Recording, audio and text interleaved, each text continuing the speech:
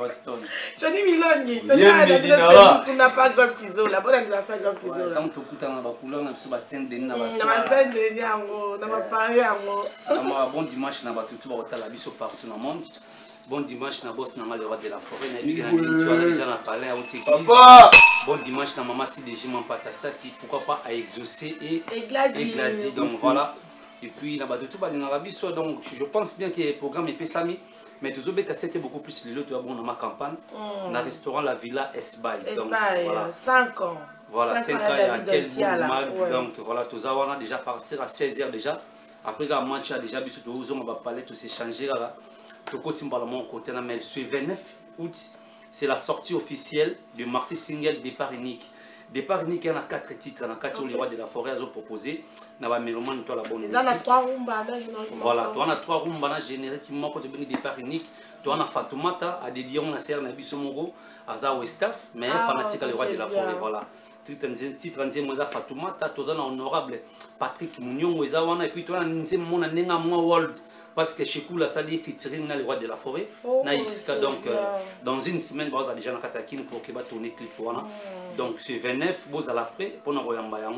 Et puis, le 18 octobre, vous avez ma famille. Nadidas Arena. Nadidas Arena, on a à Paris, d'abord de la chapelle.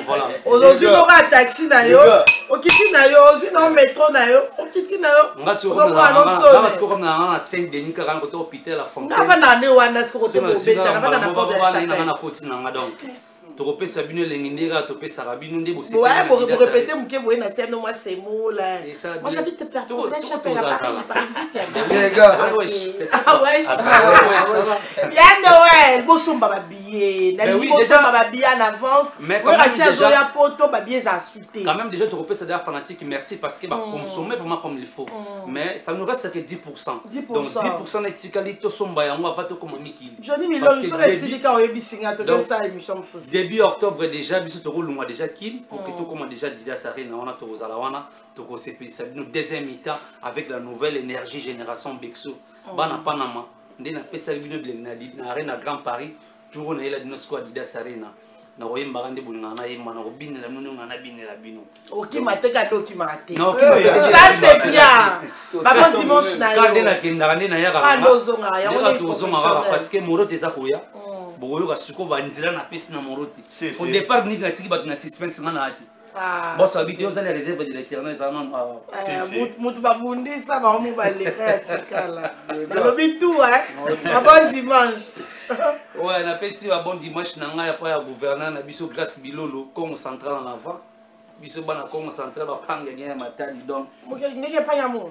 panga matadi bino ngeke mukongo do betu na betu donc comme central donc en avant donc son excellence grâce bilolo bon dimanche à vous et puis les grands déclarats Herman Lutelo le patron de l'agence HL Service les grands douaniers na peso bambo tebele maître Yann Noah Kapenga na peso bambo tebele maboko majorette maître Yann Noah Kapenga na peso mbote pa ya bon dimanche na nga pa ya mon colonel Tony Koulou de la République bakoloba bakolembe très puissant mokonzi Mohamed Ondri na peso bambo tebele puis madame Aïcha Elengesa Anidol na peso bambo tebele pa ya Danindila Mariette va dégager merci beaucoup puis Élisée Kabata maman na Jojo pour terminer na tika kaka na deux personnes s'il te plaît fils wa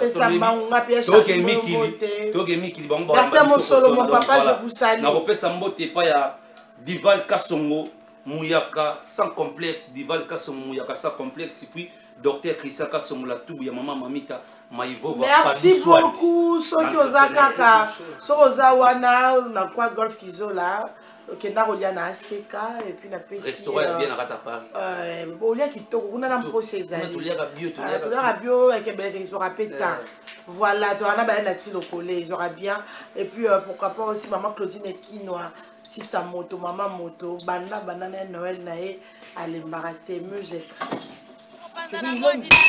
soki ce n'est que le début mais tozoya boyebisa bango tozala nzela Adidas wana bakobandela kotonga en tout cas makamaka soliste wera kama ta détectera bango asoyo kosa wera koyeba poza na oreille musicale talaka ba benga le béton de la musique congolaise béton de la musique congolaise muta défendre des clans valablement Mutazo mema Congo libanda ya mboka.